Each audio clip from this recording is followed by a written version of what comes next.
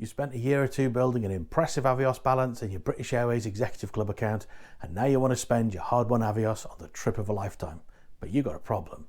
That British Airways flight you want doesn't have reward availability. But I'll show you the best ways I know to find the reward flights to the destination you want, and I'll show you how to get there without even needing to fly BA. Hi, I'm Phil, and I'm on a grey gap year. This video is going to focus mainly on using Avios for flights. We're going to try and work out the value of some redemptions, and we'll look at the tools you can use to help you find the flights you want. And I'm not just talking about flights with British Airways. You can use your Avios on Qatar and Finnair, as well as Iberia, Vueling, Aer Lingus, and some other BA partners. There are lots of things you can spend your Avios on too, like wine, hotels, car hire, experiences, and even on the BA duty-free store. But generally, these redemptions offer poor value for your Avios. But poor value is a relative term, so just bear with me for a minute and let's talk specifically about how I'm going to value an Avios.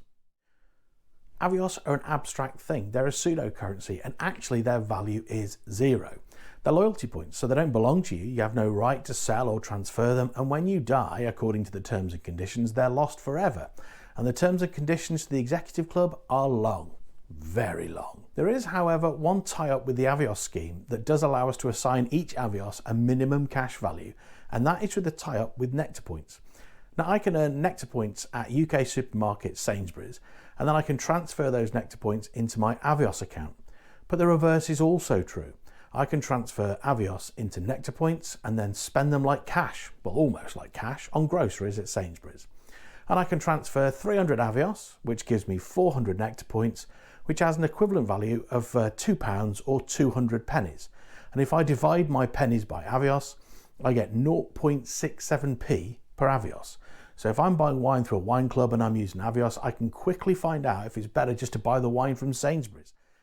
So 0.67p is the very lowest value that we should aim to get from an Avios point, but there is another higher valuation that is a generally accepted value of an Avios. That's 1p per Avios.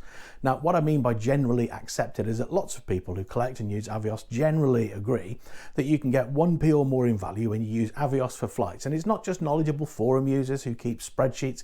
This is backed up by Head for Points, Points Guy, Times newspaper, and others. Incidentally, if you're watching this in the US or around the world, the Points Guy currently values an Avios at 1.5 US cents each. This valuation of 1p is very useful for two reasons. Firstly, it's been found time and again to be a fair number to value an Avios at, and you should find lots of flights where you get value of 1p or more against the cash fare equivalent.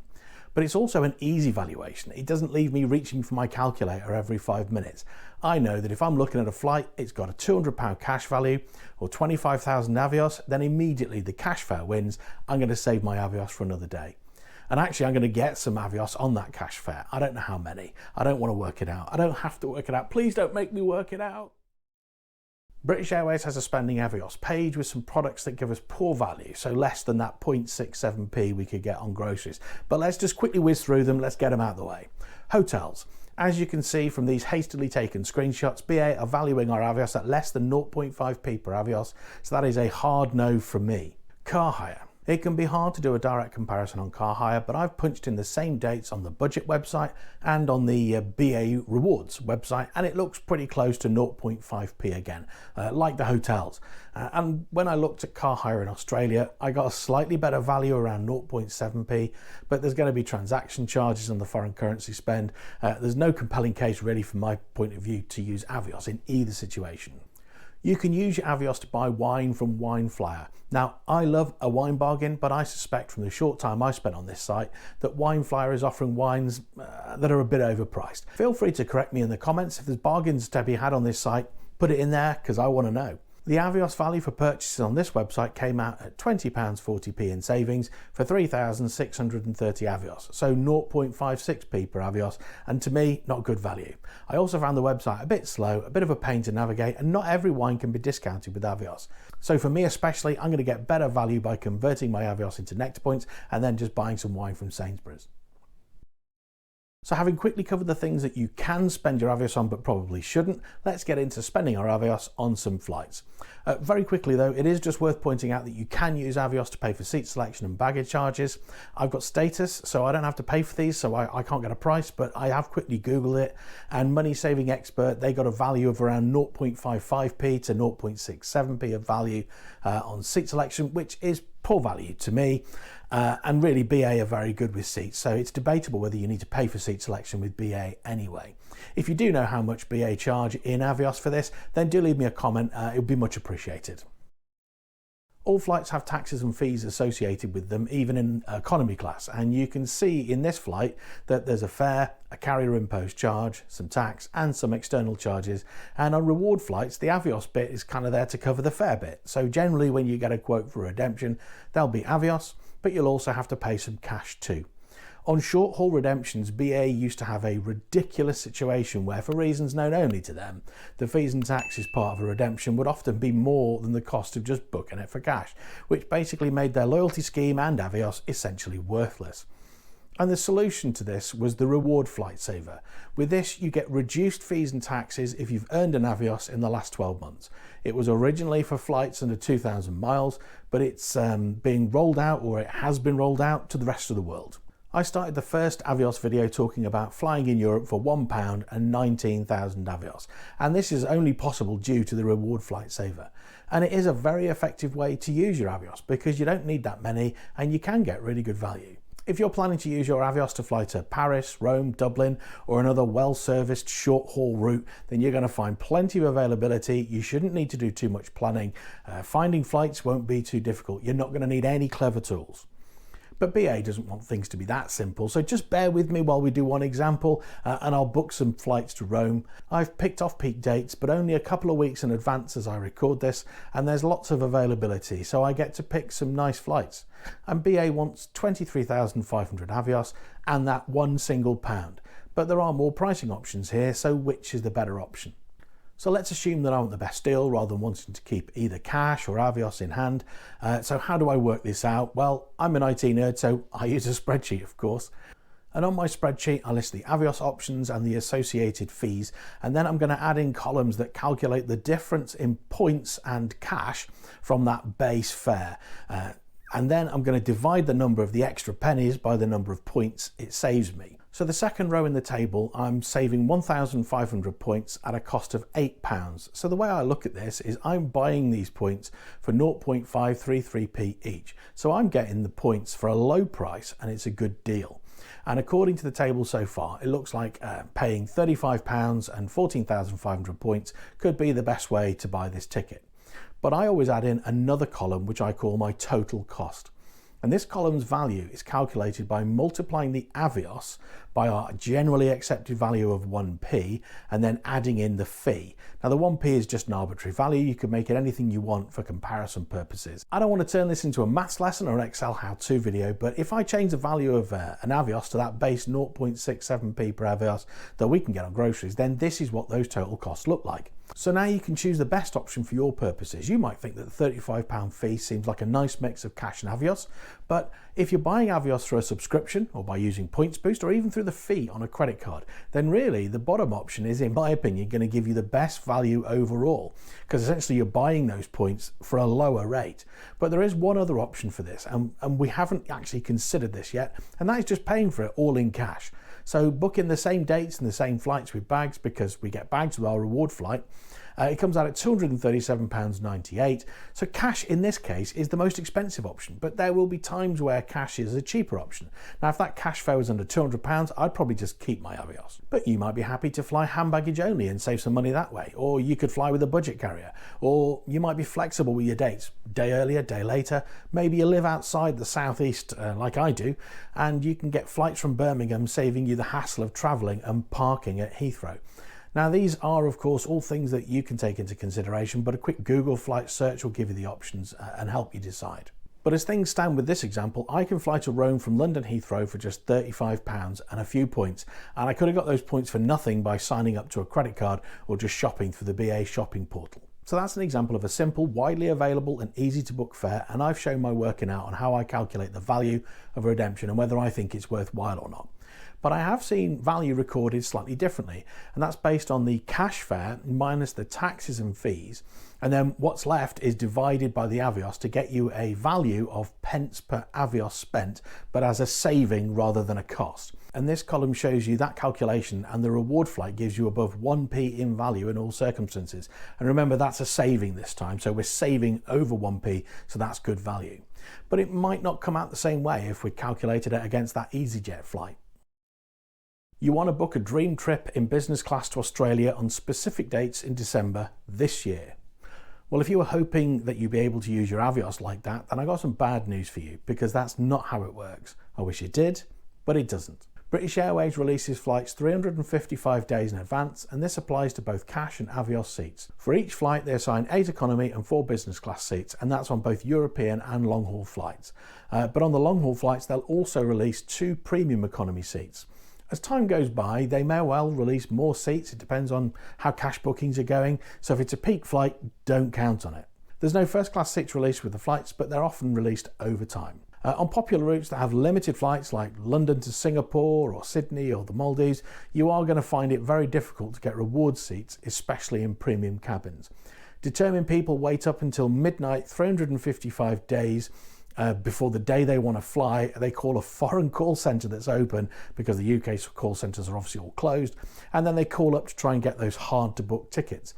But of course the return leg hasn't been released yet, so they'll have to repeat the process and hope that they can get the corresponding flight home. I mean, somebody does get these reward flights, but I'm not personally likely to work quite that hard. So these are my top 3 tips for getting an awesome reward booking.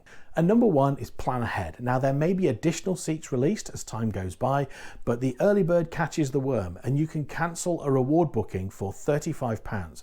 So if you see a flight available and it works for you, act in haste, because in this case you can actually repent at leisure for a £35 fee. The second tip is just try and be flexible on your dates. If you're trying to book hard to get reward seats, chances are you'll have to be flexible by a day or 2 at least on one or both of your legs. And tip 3 is to try and be a bit flexible on your destination. If you really want to go to Cape Town, maybe you can fly into Johannesburg and get a cheap internal flight. Fancy Barbados? Maybe another Caribbean destination will have some availability. And my bonus tip is to sign up for the Head for Points daily newsletter. You might get lucky and read about a sudden release of reward availability.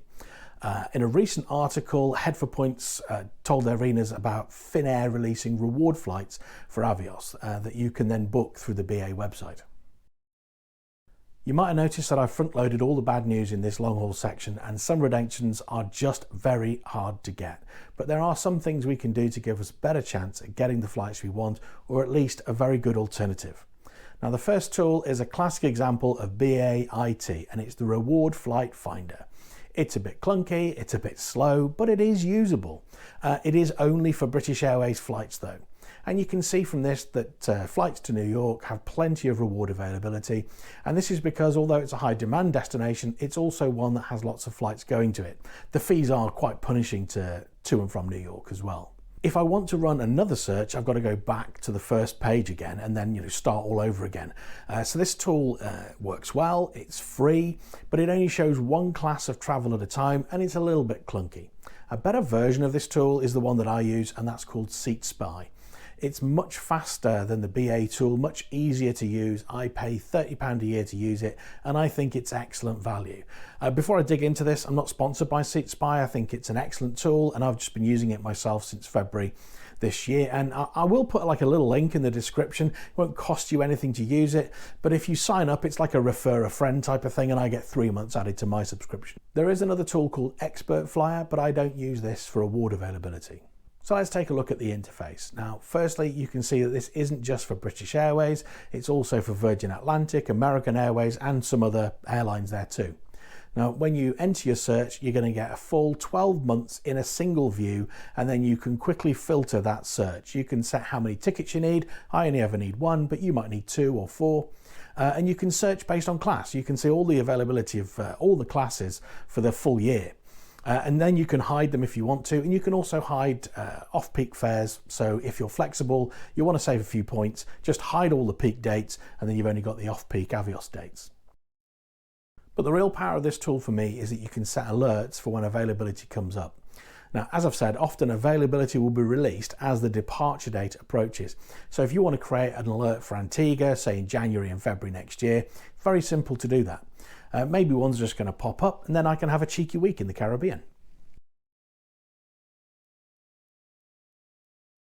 As good as these tools are, they're not going to get you from London to Sydney in business class. They're not just going to magic up reward availability. But there may be another way, because we can use our Avios with Qatar Airways, and Qatar flies to several Australian cities. BA released their flights 355 days in advance, but Qatar released theirs 361 days in advance. However, they don't have any specific or specified reward seat availability when they release. Just Qatar does do things just a little bit differently. Qatar Airways doesn't seem to add reward flight seats in any kind of regimented order. They just add them over time, and they've got reward seats and then they've got flexi rewards. Now, a flexi reward seat is marked with a little green pennant, and that means that the flight is going to cost you double points. But sometimes they just have the word flexi and the little info pop up next to them. It's unlikely you're going to get brilliant value out of a flexi award. I read on some forums that when Qatar first released their flights, they always release them as flexi awards and then reduce them to standard Avios over time if they don't get picked up. Now, I've picked up the furthest date into the future that I can go, and you can see that some of them are flexi and some of them are standard. Firstly, the Qatar Airways site requires you to have an account, and you have to have some Avios in it to search for reward flights. Secondly, it's a little bit slow. It isn't BA slow, but it's not seat spy fast. And finally, the calendar view doesn't filter by class. So if you're specifically looking for business class, you can't tell from the calendar view. You have to go through each day and look. The best tool for finding Qatar availability is the American Airlines website. American is part of the One World Alliance, and it does a pretty good job of finding reward flight availability for American, Qatar, Finnair, and other One World Alliance airlines. Okay, so let's go over to the American Airlines website, see if we can find some availability on Qatar from London to Sydney. Now, the trick here is to search in legs for one-way flights. So the first leg is London to Doha, and that's an easy leg. You'll get much better availability on that route than there will be on the Sydney run. So let's start with Doha to Sydney. And I'm just going to pick an arbitrary date in July just to sort of demonstrate this process. Australia is probably the hardest place to get reward availability into, and although there are options in economy, I'm surprised that there's so few business seats here. It looks like Qatar have reduced their awards availability over the last few months. So when I first recorded this, there was no availability at all with Qatar in business from Doha to Sydney throughout the entire 12 months, and this was really surprising. So I've had another look today as I put the video together, and I've found some. So the thing to do is in the calendar view, you need to change it to non-stop only and business flights. And although there's none in July here, there is some available in August, and we've got some really good availability in September and some in October, and there is some in November as well.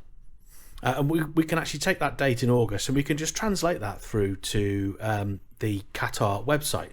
And if I just pick one of the dates in August, then I can actually go into the Qatar website and I can just check the availability in there.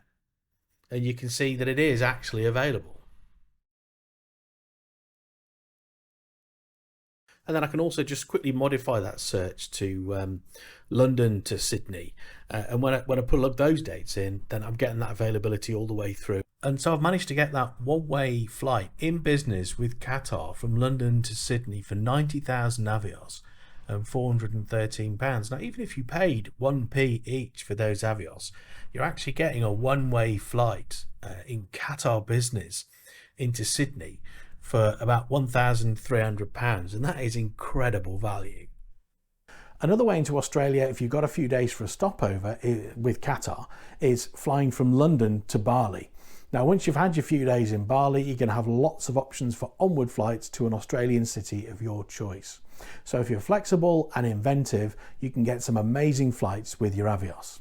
And I think I'm going to leave it there for right now. There's still a lot of other information that we could cover. You could, for example, book a flight from Miami to Antigua on American for quite good rates. Or if you fancied a Pacific island, how about Hawaii from LA with Alaskan? So if you can get yourself to the one destination, you can then use reward points to get on to the next one. I also haven't discussed starting a redemption outside of the UK. So you've got that London fare, you could massage it by starting in, say, Dublin or Amsterdam, and that's called an ex-EU fare. fair. But we'll talk about that another day because I think I'm ready for a cup of tea. If you've got any questions, as always, pop them in the comments. I'll endeavour to answer them. And if there's a lot, then I'll round them up and I'll pop them in another video. If you have your own tips for getting the best Avios rewards bookings, put them in the comments. I know that I would love to hear from you. I'm sure other people watching would like to know too. Please do give this video a like and subscribe to the channel if you haven't done already. The channel is continuing to grow and that's all because of you and your support. So thank you for watching and joining me on My Grey Gap Year.